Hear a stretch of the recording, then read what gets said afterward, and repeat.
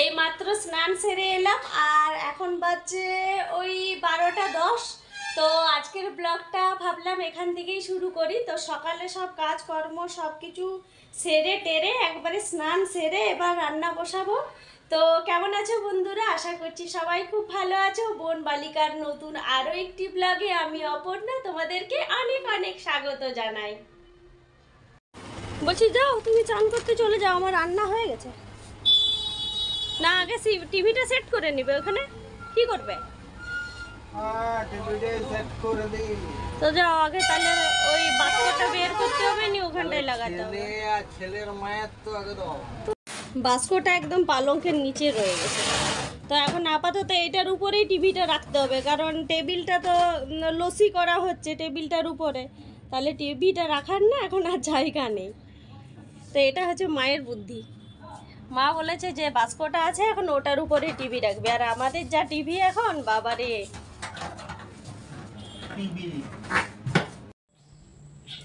বাবাই দেখো হাতের মধ্যে কি রকম লাগিয়েছে বল খেলতে গিয়ে, দেখি তো এই যে আঙ্গুলটা এতটাই মানে এরকম রক্ত টক্ত কিছু বেরোয়নি, কিন্তু আঙ্গুলটা এতটা ফুলে গেছে না।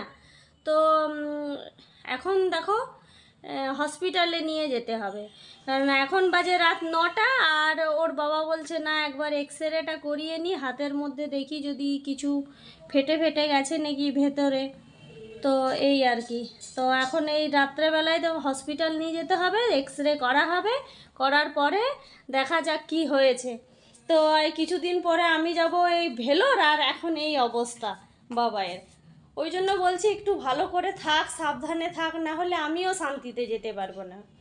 কি এখন ব্যথা আছে হাতটা? না না, মিথ্যে কথা। ভালো। কই দেখি হাতটা এরকম করো, হাতটা সোজা, আঙ্গুলটা সোজা করতে পারছো না? এতটুকু। আজ কালকে এটা লাগিয়েছে? কাল তো পরশু।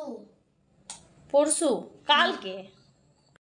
তো এরপর ওর বাবা বললো যাই একবার হসপিটালে যাই। তো আমাদের যেহেতু সামনেই হসপিটাল, তো সেই জন্য ওর বাবা যাক একবার হসপিটাল নিয়ে যাক, যে এক্সরেটা করে আনুক, আমি তখন দোকানে তার মধ্যে থাকবো।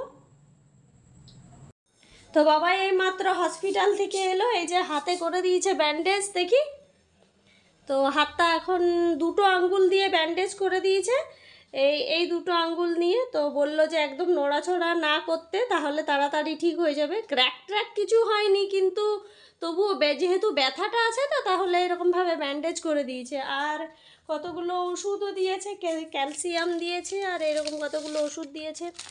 আর এখানে এই যে তার মধ্যে এগুলো এক্সরে হয়েছে, দেখি এই যে এক্সরে হলো, কিছু ক্র্যাক হয়নি, কিছু হয়নি, কিন্তু না এরকম ঠিক আছে। হসপিটালে দেখিয়ে নিয়ে আসা হলো। তো অনেক রাত হলো আসতে, এখন বাজছে দেখো কত, 11:30। এখন বাজছে 11:30। তো এই যে এগুলো হলো এরপর, আর এরকম কিন্তু আর এখন বাইরে একদম খেলা করতে যাবে না, ঠিক আছে? কারণ এখন আমি থাকবো না বাবা।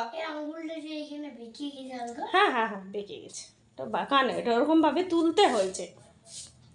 তো চলো এবার খাবার খেয়ে নেবে, চলো। এই মাত্র এবারে রুটি হলো, রুটি করলাম, আর এরপর খেতে দিয়ে দিচ্ছি। আর আজকের মতো ব্লগটা এখানেই শেষ করে দিচ্ছি বন্ধুরা, আর ব্লগটা বড় করছি না, অনেকটাই রাত হয়ে গেছে। তো দেখা হবে পরের ব্লগে। আজকের মতো সবাইকে টাটা, গুড নাইট, চললাম।